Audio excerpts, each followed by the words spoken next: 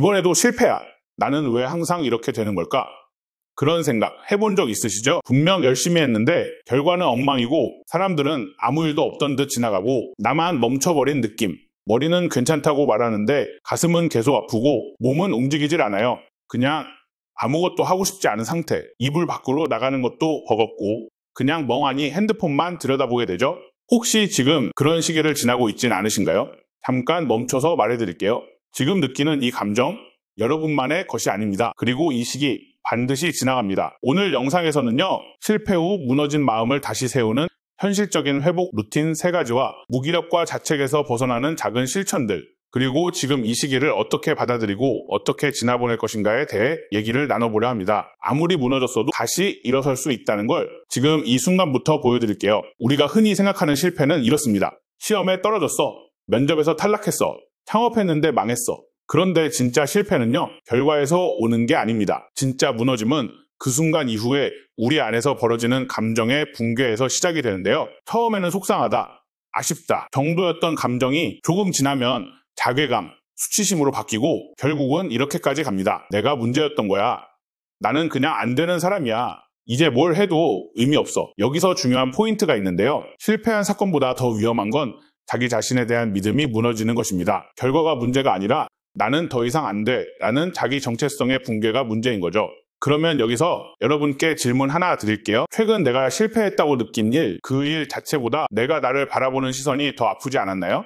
사실 많은 사람들이 실패 이후에 행동을 멈췄다고 말하지만 그 이면엔 행동이 아닌 감정이 먼저 무너진 채로 방치됐기 때문입니다. 그래서 회복은 실수를 분석하고 전략을 짜는 것이 아니라 무너진 감정을 다시 붙잡는 데서부터 시작해야 해요. 이 시기에는요, 나는 왜 이렇게까지 무너졌을까를 묻는 게 아니라 내 마음은 지금 어떤 상태일까를 먼저 물어봐야 하는 것입니다. 한마디로 요약하면 실패는 결과가 아니라 감정에서 시작되기 때문에 회복도 감정에서부터 다시 시작해야 한다는 것입니다. 여러분, 실패한 직후엔 뭔가 해야지 하고 다짐하는 분들이 꽤 많은데요. 그런데 이상하게도 시간이 조금 지나면 그 다짐은 점점 무기력함으로 바뀌는 것을 많이 봤습니다. 뭘 해도 소용없을 것 같아. 어차피 또 안 될 거잖아. 다 내 잘못이야. 자책과 무기력.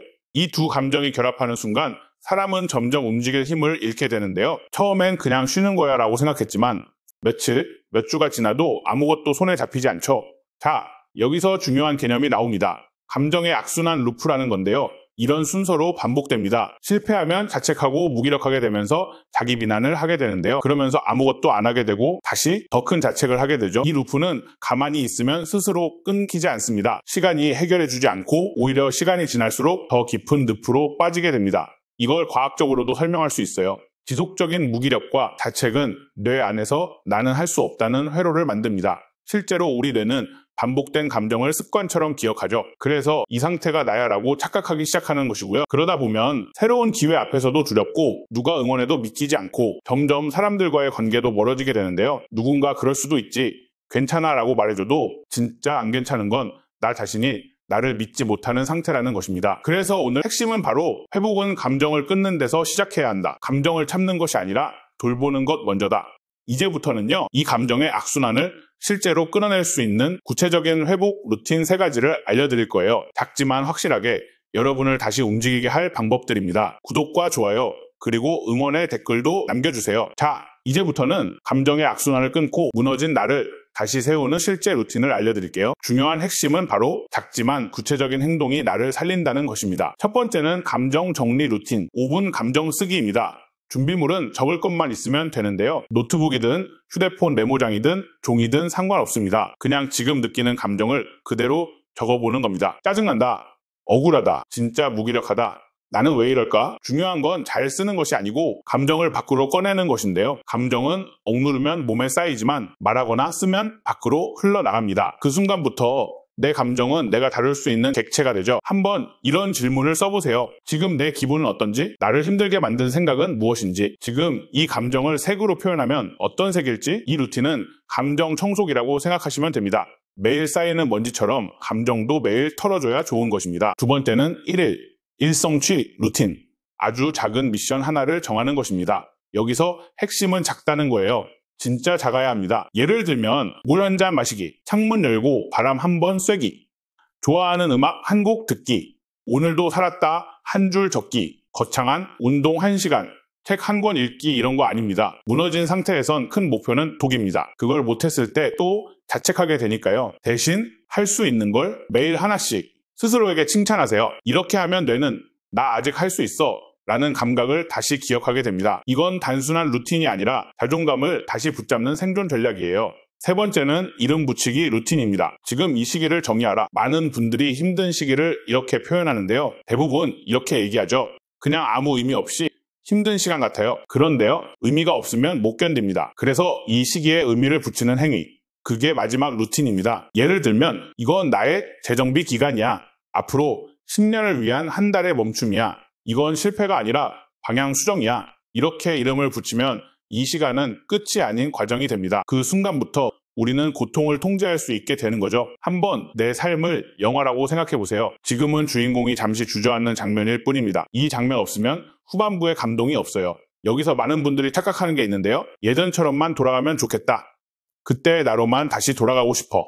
근데 여러분, 회복은 이전으로 돌아가는 것이 아닙니다. 정확히 말하면 그건 불가능해요.